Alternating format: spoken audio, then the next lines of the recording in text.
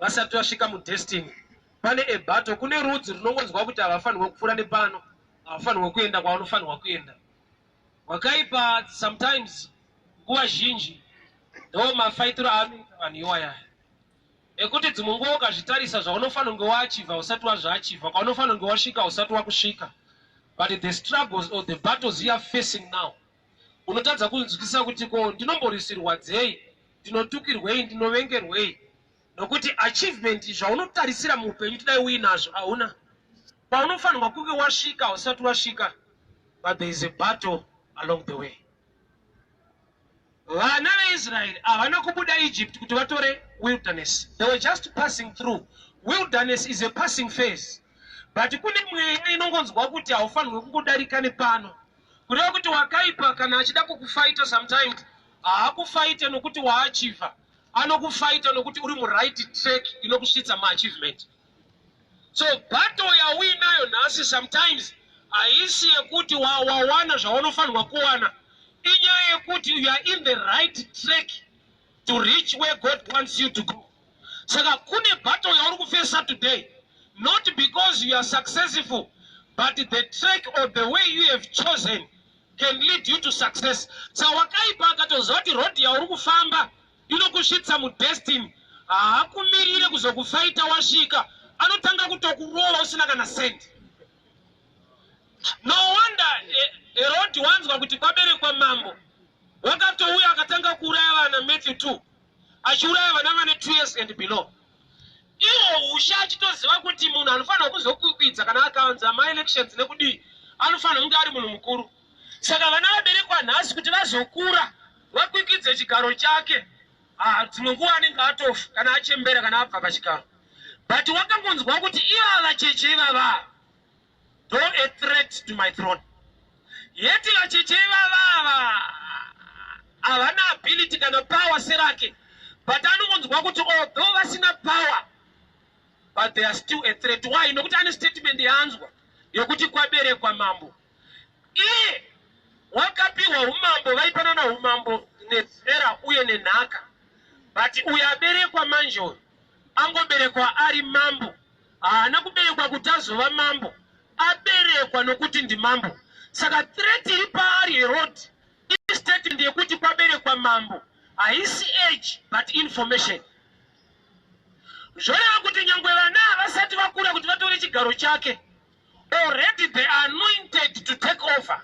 Saka chaari kufaita hakusi kuti vana havakura, ari kungoziva kuti kukura nekuzodii hazvina nyaya, but destiny yavo huche. Saka battle of kings, zvokuti iye ndimambo ari kucheka vana vaanofunidza kuti ndo madzimambo ofuti.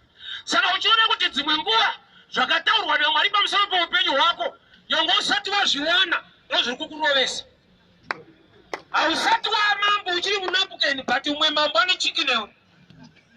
Waichapa Herodi kugumbuka inyaya yekuti pane vhangeri rekuti kwaberekwa mambo.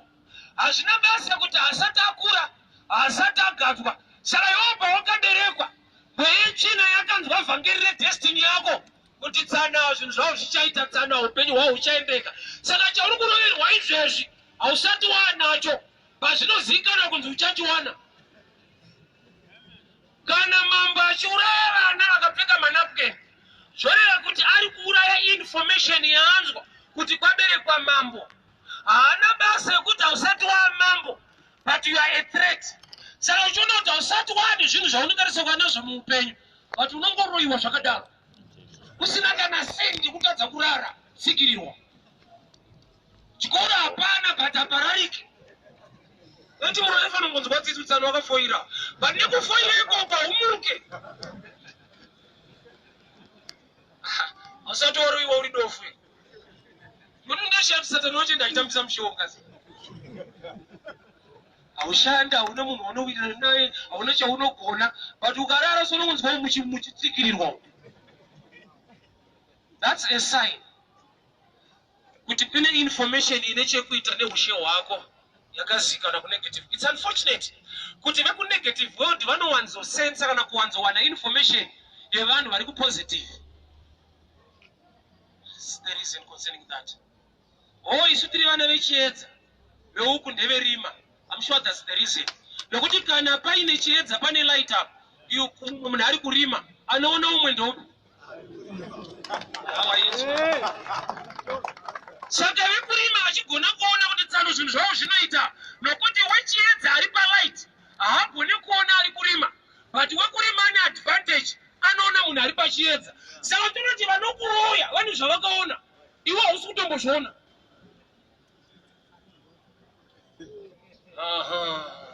Hear me very well. Attack iri kufeswa neIsrael just after coming out of Egypt. Remember, vari kutungamirwa neshongwe yegore vana Mwari, but they are still under attack. Vana Mwari vane shongwe yegore, but there is a battle to fight. Abo icho kwadi rinoti hatirwe nenyama neropa. Statement iyo hairambidze kurwa, inodzidzisa kuti tinorwa nei, kuroti tiri varwi. Hatirwe nenyama neropa asi nemweya, kureva kuti charambidzwa hakusi kurwa, tarambidzwa kurwa nenyama neropa, pasaka tatenderwa kurwa nemweya. Saka a spiritual battle inoda munhu ane spiritual understanding, kwete ane chiki but ane understanding. Nokuti hasha hakusi kurova, unogona kurohwa wakagumbuka, wakaruma muromo uchitsikwa, kana usina simba uroveka. Hatirwe nenyama neropa asi nemweya. So Israel iri kutungamirwa neshongwe yegore vana Mwari, but they are facing a battle panzvimbo inonzi Rephidim. Vanhu vari kurwa nevana veIsrael, the Amalekites, vari kutoziva kuti these people havana kubuda muEgypt kuti vatore wilderness, but mweya uri mumaAmalekites ndewekuti you must not continue to take this move. Although musati masvika, saka kune dhimoni rinofanira kutumwa kunzi muroore achangotendeuka, achangobuda kunyika ngoti ndakufamba naMwari, business rabroka. Asati hakuna asatombozvi experience rezvozvo kuti unenge uchatoemba kuti saka kunyika nandi right anobvira ndaona maproblems esani. Nokuti vari muEgypt vachirarama muEgypt vakambogara nzvimbo inonzi Goshen, but pavanzi ngatibudei tiende Canaan, kungofamba 20 km outside Egypt kune mweya unonzi maAmalekites. Izvoti ndo mweya wakasangana nawo tendeuka, kungoti tendeukei, pane zvaakutonetsa. Wakaipa ada kukorrupta mind yako kuti uri wrong direction, kana kuti uri kuteera zvisingateerwe zvinokonzera maproblems. Vana vari kufamba neshongwe yegore naMwari, but they are facing a challenge. Kune dzimwe dzidziso dzakaitwa senyasha dzaJob, wakaya kuna Job wakati une zvawakatadza iwewe, situation yako une zvawakatadza, kune vhangeri rekuti wese ne problem is wrong somewhere. Ndaverenga John chapter 9, rumwe akaberekwa riri bofu, vadzidzi vakabvunza kuti ndiani akatadza, zikanzi Jesu hapana, but ane problem. Hapana akatadza, vabereki vake kana iye hapana akatadza, but ibofu. So vanhu vanoassociate a challenge nekuti unoedza wakatamba, saka Mwari ari kukuranga, saka watenderwa kufisa nesituation iyi. Challenges are there. Even naMwari wacho achisika nyika, zvakabuda pachena Bible richitsanangura kuti nyika yanga iri empty, iri shapeless, iri void. Mwari vakatanga kugadzirisa kureva kuti nyika yakatoshaya shape, Mwari ariko. God was there. Bible richitsanangura kuti the earth was without form and void. Mwari ndokutanga kuadresa machallenges iwayo. So kana machallenges akava present in the presence of God, which means newe kana ukatoteera shoko yegore yaMwari, vanonzi maAmalekites munotosangana beti. Ndakati dzimwe nguva zvinoita kuti usasangane naSatani, hazvirevi kuti uri kunamata stereki, zvingangoreva kuti muri kuenda same direction, saka hamudhumani. Nekuti kusangana dzimwe nguva inyaya yekuti uri kuenda kusukwa asi muri kupesana, una Mwari iye haana Mwari, but kana mese muchienda iko pamusangano. Saka uchiona une mamwe challenges auri kusangana nawo asingasanganikwe nevanhu vari kubhawa, nokuti kana muchienda same direction hamusangani, unosangana newo uri kupikisana naye pamafambiro. So maAmalekites, it's a demonic system inoataka munhu achangotendeuka, munhu achangobuda kunyika, munhu atanga kuteerera Mwari nekunzwa zvaMwari. Kune mweya unomuti tikamurova izvezvi chaangatofunga kudzokera back close to Egypt. Canaan is very far. Just coming out of. So akakwata akauchangotendeuka. Unodzokera futi kung'anga dzako. Nokuti pawakamboenda kung'anga zvakafamba. Pawakatendeuka zvakuwira pasi. Saka attack iyoyo, it's an ambush. Nokuti munhu aite backslide. But thank God for the strategy of battle. Joshua ndokubva Mwari vataura through Moses kuti chiudza Joshua sarudza varume vanorwa neMamalekites. Iwewe Moses chienda hako unokwira pamusoro pegoma. So vhangeri rakaparidzwa naMoses zanzi, I'll go at the top of the mountain and I'll raise the rod of the Lord. I'll stand on top of the mountain on the hill with the staff of the Lord in my hands. Moses aita withdraw from the battleground, but haana kuita withdraw from the battle. Hear this statement. Moses abva mubattleground iri kurwa Joshua neMamalekites. Haana kubva mubattle, abva mubattlefield, but he's still involved pamaresults emubattle. This kind of strategy ndoyo unofanirwa kuita, ndoyo yandinofanirwa kuita. Kudi Joshua and Moses, you must have knowledge to fight in the battle, and in knowledge and relationship, so that you can also fight outside the battle, but fighting the same battle. Moses anakutiza hondo ati nini ndakuenda pamusoro pegoma ndinosimudza tsimbo yaJehovha, iwewe chirwa nevanhu pasasa, kureva kuti hondo ivakairwa in two ways. The spiritual realm isingadile ne-enemy inosimudza ruoko kuna Jehovha, the staff for the rod, and the natural realm yekudila ne-enemy. Challenge yatangoita mumazuva edu ndeyekuti sometimes we are only fighting from the spiritual realm, ignoring the battlefield, or else we are fighting in the battlefield and ignoring the spiritual realm. It's my strategy. Raka fighter Amalekites with two ways. Air Force, Moses had pamusoro pegoma, ari kuti I'll raise the rod to the Lord. Kureva kuti une chaunoita naMwari wako, kogoita zvaunoita ne-enemy yako. So Joshua is dealing with the enemy, and Moses is dealing with God. Saka chandifadza ndeichi, maresults emubattleground ari kubva kumunhu asiri mufield macho, ari kusimudza tsvimbo yaJehovha. Moses aita akaneta, Joshua aikundwa. Zvoreva kuti haisi nyaya yeskill nepower raJoshua raipa maresults. We need Joshua's skill, we need Joshua's power and strategy, but chinogenerate maresults is the rod of the Lord that Moses is raising. Nokuti Bible rati akaneta akaisa ruoko pasi, Israel yaikundwa. Zvoreva kuti chinocreate maresults haisi effort yako on the ground, irelationship yako in the spirit. Although effort on the ground ichidiwa, but haipe maresults. Babva maresults anzi Moses akangoneta, no matter Joshua ane skill, he cannot make it. Bible rinoti kutenda kusina mabasa kwakafa. But munoziva kuti chinonzi kutenda haasi mabasa, but mabasa anowanikwa kumunhu anotenda. I'll repeat. Kutenda kusina mabasa kwakafa. Zvorati kutenda kutori kwakuende kwega pasite so. Ndokubva kwazonzi kana kusina mabasa kwakafa. Kurati kutenda kuri pasite, mabasa ari pasite. Saka kutenda kunoita kuti uye nemabasa. Mabasa kusiri kwakutenda. Kutenda kuri spiritual. Mabasa is a result. Mabasa akafana nemafruits. Kutenda kukafana nemuti. Hapana paungawane mafruits kusina muti wacho. But zvinoita kuva nemuti pasina mafruits. But hazviite kuva nemafruits pasina muti. Zvinoita here kupinda mugomo una mabanana achikorembera mumhepo. Kana une nzara umbadye.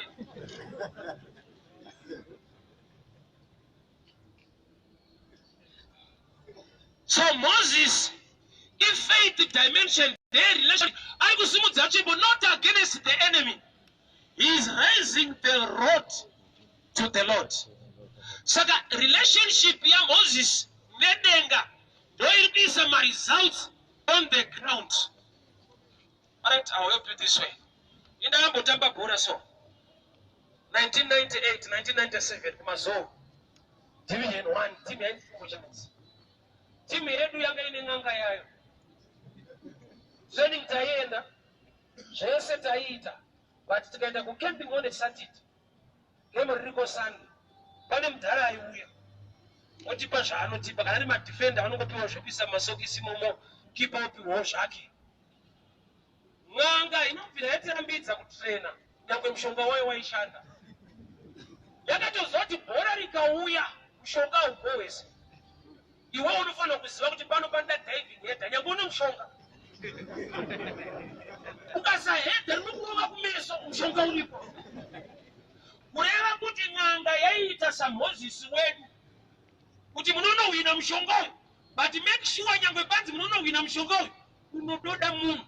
Unoroba pa target. Ukarela kusaiti kunyangwe mshonga ulipo. Mshonga ukone sepora.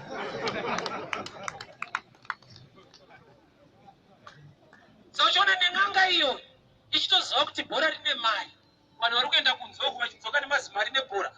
Neng'anga dzinotopa vane mukurumbira vaye mushonga. Sei iyo ng'anga yacho isingatambiwo? Kana ine mushonga wacho. Inotoziva kuti zvinotodawo futi kuva physically fit. Nokuti pane paunoisirwa through pass womhanya manje kana wakatopera so munorohwa uripo. Vanoda kuti umborichesta manje chipfuwa chakapera nefodya unodonha naro. Saka chatatisa ng'anga kutamba mushonga uripo is the knowledge on the ground. Chaanacho chinoactivate the spiritual realm. But my results in spiritual realm anenge anobatirana neari in the battlefield. So Moses waenda pamusoro pegomo ndobva atanga kusumudza tsvimbo yake, the Lord, road of the Lord towards heaven. Zvanzi nenguva isipi akabva aneta. Uku hondo ichiriko, but Moses waneta. Paakaneta akasaruoko pasi, Joshua akatanga kukundwa. Chandoda kuzivisa Joshua, akaziva nyaya iyi, chaangatoita hakusi kuimprove army yake kana kutsvaga better weapons, is to find people who can support a tired Moses. Thank God Moses haana kuenda pamusoro pegomo ega, ane varume vaviri vaakaenda nawo, Aaron naAri. So Aaron naAri ndokubva vadiscover kuti mudhara aneta, vanhu vari kuruza. Chatingaite chii? Ngatimusumudzei ruoko rwake. Havana kuti kana aneta hazvina basa, tipewo tsvimbo yacho tisimudze. Vakatoundastanda kuti ari anointed ndiye aneta. Kuva neshungu nyangwe une power usiri anointed, it will never change things. So vakatanga kusupporta a tired or a weak leader. Your pastor is a man. Your prophet is a man. Sometimes he gets tired while the battle is still on. Ukavanga nasina kurongeka utanga kunongedzera so kuti kuneta hapana zvemufundisa, saka upenyu usiri kuchinja, tapinda pano makore dzakangoneta dzidii. Remember he is anointed although he is tired. Vanhu vanotora vafundisi sengirosi no Eric later. Anonzi men of God. Kureva kuti ndi men zveshuwa. Saka uchiona ane mukadzi zvamene anoita full time. Ndatopedza unatiite deep. Andi prophet wane vanhu unoratidza kuti men zveshuwa. So as long as he is men, he can get tired. But no matter he is tired, he is still anointed. Remember the bones of Elisha. Akafa. Yet because he carries the anointing, afa kudaro guwa rake pakakandwa mwe murume. 2 Kings 18 verse 20. Paakaguma mapfupa emprofita akafa, akamuka. Yet vana vaende kunoriga munhu asina kuita minamato kwa ndekwa Israeli kawo. Kurati kune vakatonamata akasamuka vapenyu, akamutswa nezvakafa zvine zodzo. Kurati anointing haifi, anointing haite weaker. So Aaron and Hari, vanhu vane wisdom and not data one of generation yedu. Sometimes we accuse our leaders, we forget that leaders are still people. They are not angels. Leaders, they are still people. They are men. They are not angels. Sometimes they get tired. They sometimes cry. It's unfortunate that they don't cry in your presence. Big men can cry. But our chairman in the presence of small boys. You know, not the chairman, but the chairman of Facebook. You are also not in but the qualities of a leader are present a weakness to the congregation. Why? They've put so much trust in you. But guess what? We sometimes get tired. And the battle is Jericho. And they are anointed to kukupai victory. They are the hands of Moses. So Laruma Avari too. Bible wrote about the Moses. Joshua Gatanga Kukunda. Domunga na hiyo ndio kuvaneta o shakari. Na ndio kuvachaka dombo. Nekuti Moses agariri. Lai konchaka dombo ri kumutema. Nekuti aneta ari kuruzisa vanhu. Matombo atiri kutsvaga tichitema vanhu mashoko atinotaura against the men of God. Saka uchinzwa mashoko ayo kada kuziva kuti generation yedu inozvitaura vakaenda kune imwe chechi vakanamatirwa zvikaita. Chinzwa matukiro anoita kwaakafa kuti pedzera nguva. Ndaenda chechi dzakawanda hama dzangu. Svika pano ndasangana nemunhu waMwari. Upenyu hwangu hukachinja. Testimony iyoyo haina kingdom mentality. It's a church-driven testimony, not a kingdom-driven testimony. Nekuti uzivise vanhu kuti dzese ukuwestirwa time yaimpinde pano. I-testimony yekutsvaga vanhu kwete yekuti vanhu vakure muna Mwari. Nekuti vanhu vapinde kwenyu kukure. It's easy kuti chechi ikure, chakaoma kuti vanhu vari muchechi vacho vakure. Ndozvakaoma chete. Asi kuti chechi izara hazvinetse. Ungotsvaga vanhu 6 vomirapo. Wochipesa kuti ndakapedzerwa nguva. Shika pano.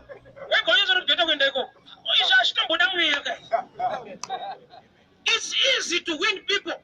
It's not easy to win souls. Because to win souls you need anointing and revelation. But to win people you need intelligence.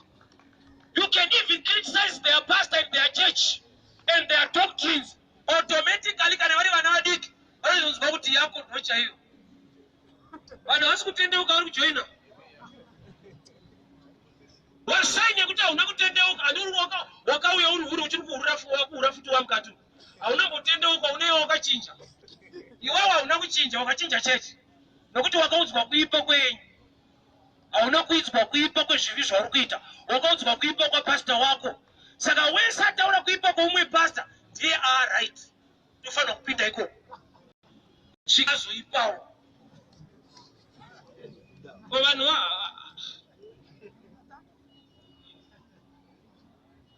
Komana asingagone kupfimba. Haataure nyaya yake. Anorisecha kuti musikana wandiri kuda anombodana nani. Ropa anoitaura. Anogara kumba kwaTsano ashande, haana kana mari. Anokunyepera zvakati hazisi zvake. Tsano, iwewe wacho haufa. Wandiri kudana naye ashande, iwe makushanda uku.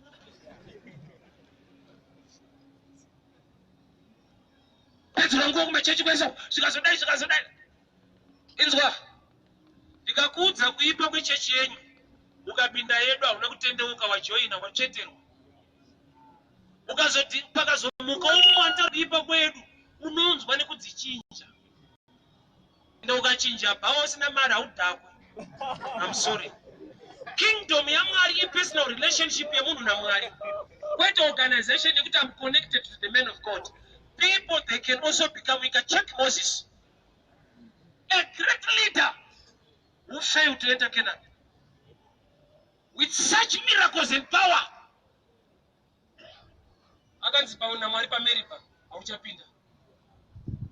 So it's not about men, it's about God. Hear me very well, people. Moses paakava tired. Nokuti vhangeri raaparidzira vanhu. Saka ndikaenda pamusoro pegoma ndikasimudza tsvimbo. Apa musoro pacho ndokubva aneta. Raaparidza muzasi megomo nderekusimudza tsvimbo. Aripo akaneta tsvimbo ikaenda pasi. Hondo ichiriko. Aroni naHari ndokubva vatsvaka dombo rekuti Moses agarire. Paakagara padombo. Ari tired akagara padombo. Vakamubata ruoko. Joshua akakunda. Ndoda kupadzira kuti kudii? Moses represents law. Law inotaura effort. ita zvakati Mwari akude, siya zvakati Mwari akude, kuona zvakati Mwari akude. Law demands, but the grace supplies. Saying that the law demands, grace is supply.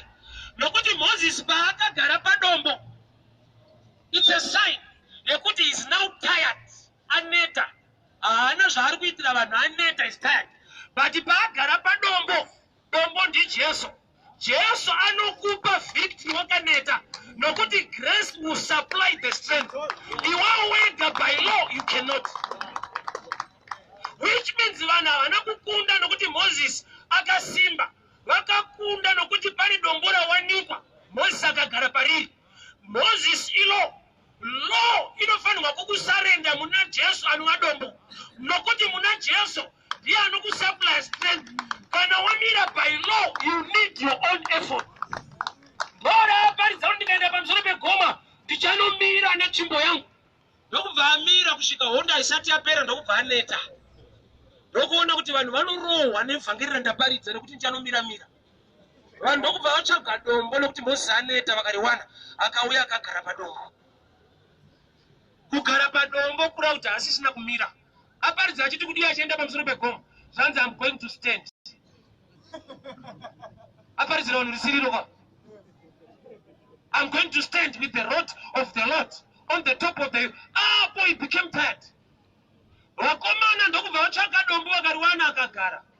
Can I help you a little bit? Zvapachena kuti chakatanga kuenda pamusoro pegoma asi Moses idombo. Nokuti havana kukwira nedombo pamusoro, vakariwana ipapo. Kureva kuti Jesus is ahead of Moses. Oh, can I help you on that one? Nokuti naturally Moses ndiye akatanga kuuya. Spiritually by revelation ndi Jesu. Genesis 12. Abraham apedza kutera hondo dzehama yake Lot, achidzoka vakasangana naJesu, but asina zita rekunzi Jesu, achinzi Melkizedeki, asina baba kana amai. Sei Melkizedeki ari Jesu? Tarisa zvakapiwa Abraham naMelkizedeki. Akapiwa chingwa newaini. Jesu paanouya unobata chingwa oti kudii? Muviri wangu. Obata waini oti kudii? Iropa rangu. Kureva kuti Melkizedeki pauya nechingwa newaini, ndi Jesu achiri akavanzika, nokuti Old Testament is a shadow.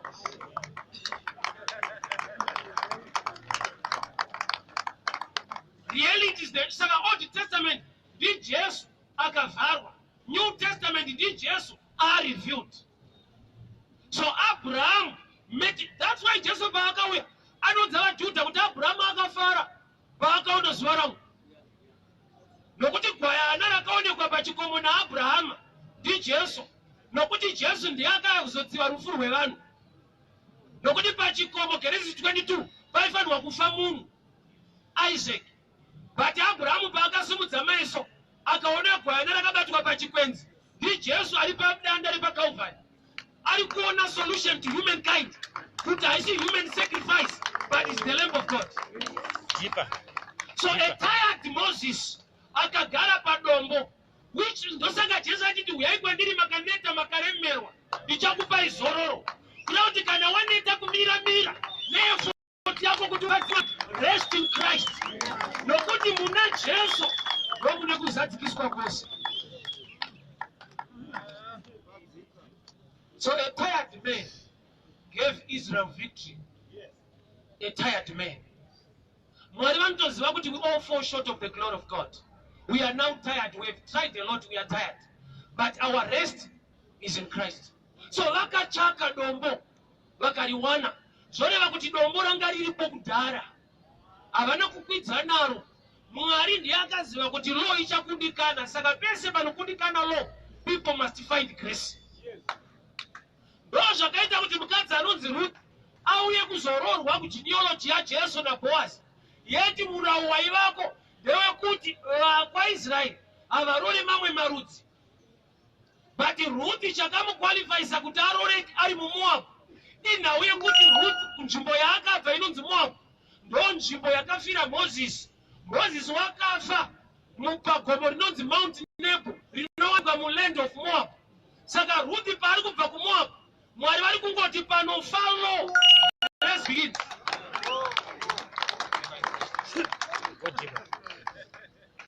So dombo riri pachikomo tikarishaiwa tikaedza kumira tinokundikana. So zvanzi enda unoudza Joshua unyore pasi zvipinde munzeve dzaJoshua. Joshua generation tisu toudzwa kunzi kudii, kunzi usatomboedza kumira. Dombo rakaenda kare panzvimbo. Go and rest on the rock. Kana wazorora muna Kristu anokukunda. Vanhu havakunde nokuti vakasimba, vanokunda nokuti vanotenda muna Jesu anova simba rawo. So these guys, they found a stone.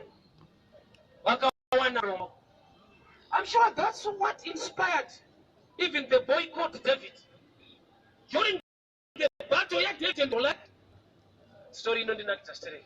Ukaverenga senyaya, Goliath was a giant and David was a small boy. But by revelation it's actually the opposite. David was the giant. How do we tell that David was a giant than Goliath? Ukatarisa zvina Goliath zvaakabata achida kurwa na David nezvakabatwa na David achida kurwa na Goliath, zvoreva kuti zvina David zvidiki nokuti arikuda kurwa nekamwe kamfana, zvina Goliath zvihombe nokuti kune giant raJehovha rakuda kurwa naro. Zvinoita here kutsvaga grenade rekubomba mosquito, hakuna zvakadaro. Saka Goliath atotara shuwa kuti mudhara uyu giant zveshuwa. The war was now advanced. Yangoyapa Iron Age. They were fighting through my weapons. Are you purified from iron ore? They were using iron. But David went back and picked the stone. Stone Age, Kumashure. Iron Age is really advanced kumberi. But Chakapusha David back to the Stone Age. He understanding ya Christ. He revelation about Christ the rock. No wonder Nyangwa in faith. He had to pick 5 stones. He had not one little shadow, but he had to pick 5. Fight here, David, is a prophetic fight. Nokuti Jesu anovadombo paanouya. Anouya otipa the first 4 books, the New Testament, anonzi magospel. Matthew, Mark, Luke, and John. The 5th book, rinonzi mabasa. So when David picked the 5 stones, I need the gospel in me so that I can do the works and get victory. So the mabasa no ano release. Nokuti vangeli racho mpeki maki anaro. You need the gospel in you to do exploits. Amen. So na pamusoro pegomo zvanzi vakaona dombo. Kwete kuti vave menemi. But rekuti Moses awane pekugara. Joshua ndokubva akunda, but haana kuziva kuti hatina kukunda nekumira kwa Moses netsvimbo yake. Takunda nokuti Moses nekwanga aneta kune dombo rawanikwa. Israeli madhodha akavanzirwa chinhu ichi. That's why pakafa Moses, Deuteronomy 33. Mwari ndiwo akabva kudenga vakauya kunhamo. Havana kutendera vanhu kunhamo yaMoses. Akauya kunhamo yaMoses ndiMwari. And akaita Moses ndiMwari. Kare ndaikuita big great honor ndapiwa Moses naMwari. Yekuti Mwari ndiwo anocheka munhu wovika munhu. But akadiscover kuti haisi honor yapiwa Moses. Ifavor yaitirwa generation yedu nevaIsraeri ivavo. Why? Nokuti ukaenda bhuku raJudha uchanzwa Bhaibheri richiti Satani pane paakaditsana naMichael achida kudiwa Moses. Sei Satani achifaitira the God of Moses. Kuna Moses in the spiritual realm. Moses haasi munhu chete. Moses represents law. So the devil was fighting for law. Kuti law ingazotamuva. People will never be saved. That's why vaikuvinga Moses. Vaikuvingira Satani wacho. Uye vaikuvingira futi nevanhu. Just imagine. Mwari ndianomusa vakafa. But pane paakaenda kunhamo. But came down and hate Moses. Ndianomusa vakafa. Pane paakaenda kunhamo. Imagine close kunenge dziri kudhara mazana asione. Akaenda kunhamo. Just what it does. Mudhara vane amai vakafa kubasa kusaka akaenda kunhamo. Pane vanhu vakazvinota vaibata munhu.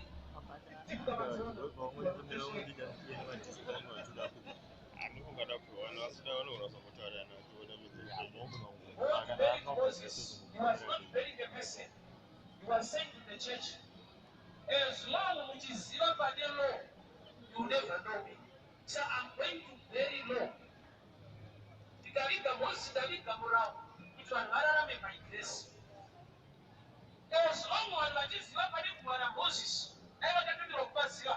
But when I know from the better chapter, we have changed the Chiboyat. No good to put anyone with the Jordan, I had a cross.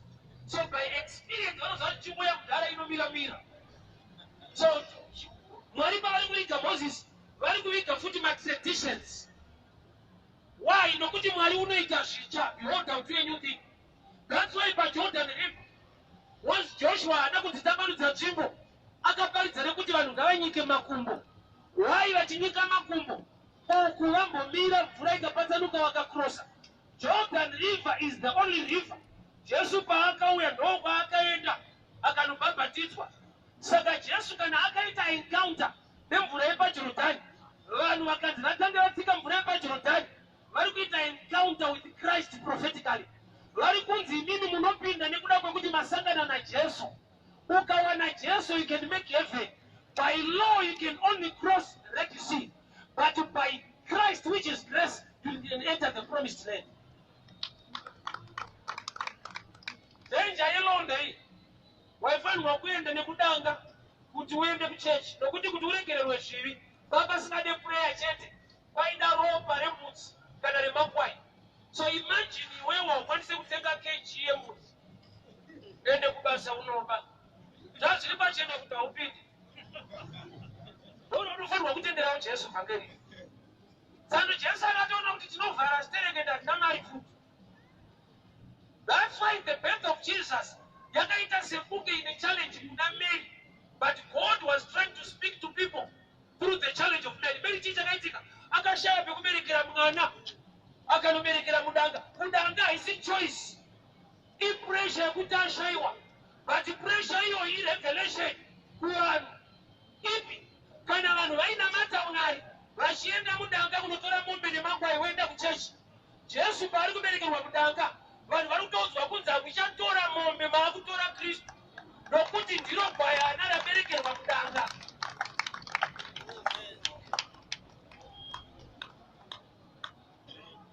Jesu achiberuka mudanga. Si church yambiwa relief kuti zvemumba muzvikwanise maifana kupota muchiya mudanga kuti muwira na baba. Saka this time ini ndinauya mudanga. Ini gwayana remunhu wese. Nokuti vanhu vaitora mombe dzavo asina haregerero. So Mary pressure yake yekushaya pekuberekera Kristu. Ifevha yedu singagone kutenga mbudzi nemombe. Kuti iye akaberekera mudanga tobva tawana a permanent sacrifice for people to be set. We need to thank Jesus for that. Hear me very well. Moses said, I'm sorry. I'm waiting to mirror. But the Bible writes, he got tired. But one of the mirror mkunamata. But thank God for Jesus. Now to mirror kwako kuna kushine some results. But when you rest in Christ, ukazorora mahali anakupa kukunda. Lord demands.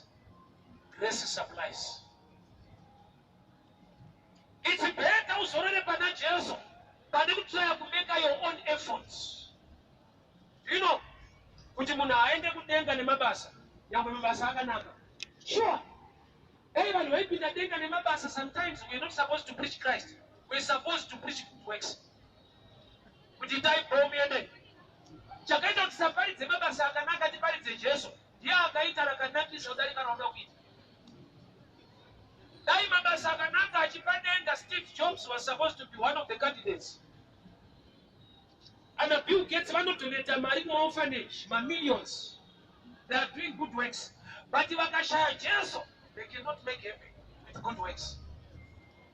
So what is one of my basa? I write. Secret day. Babasa, akupedenga. Anukupa corona kana kutili what? Chinokupa denga kutenda muna Jesu. Kai mabasa ipadenga. Bava pa mchinji kwanga sikafano kuti tikwenda. Nokuta ifano tanga ivenga kuti maita nezve. Ushibata muri kwali. Batai baba kabila sei. Heaven is very simple to a level. Nokuti Jesu anotulukwenda kutsotsi. It's not about works. kuti mabasa ita yakaipa is not about next. Ewe. Nyoka yakanzi inoruma chitsitsino. The serpent yakapiwa license Genesis 3:15 kuti inoita bite the heel chitsitsino. But munhu will crush the head of a serpent. Saka na nyoka yakatenderwa kuruma gumbo. Iyo nyoka inodya dust. Pakufamba munhu paanofamba dust inozara pai mutsoka. Saka sin raibatira pamafambiro emunhu. That's why Jesu paakauya bavhaya akati tikuenda kudenga akaenda navesi namakumbo. Nokuti matsotsi ari maviri vakati kurwa makumbo vese vanakanzwa zvepamuchichiro. Saka Jesu akaenda nemunhu asina makumbo. Ari kutomuzivisa kuti nyoka inofanirwa kuruma gumbo kuti musaenda iri kuruma zvinosara miunongoenda. Nokuti ndindafambira inini mumafambire kuenda ndichafambira mimi kuti tienderere. Kuenda nevanhu vasina makumbo Jesu paari kuti kutsoti ndiri kuenda newe. Sei asina kukomplena paidumurwa tsotsi makumbo kuti adzidzisei ndiri kuenda nadzo. It's a sign to the church kuti hasi mafambiro avo panokuendesa. Ini ndauya kuzofamba kuti ndikutore.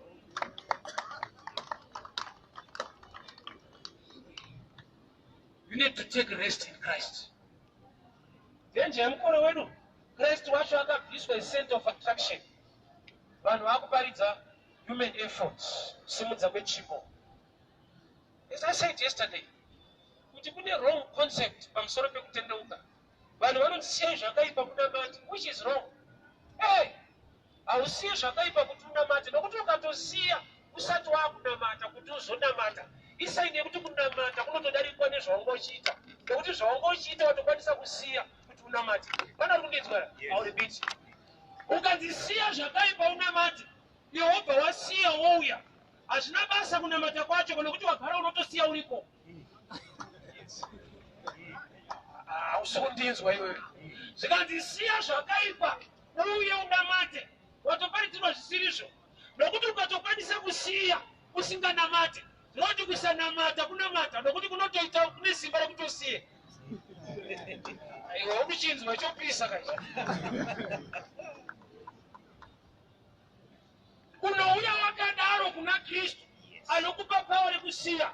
That's why I said yesterday kuti ukasiya ukauya hauna kusiya wambomira. Saka uchiona pawakauya watanga futi.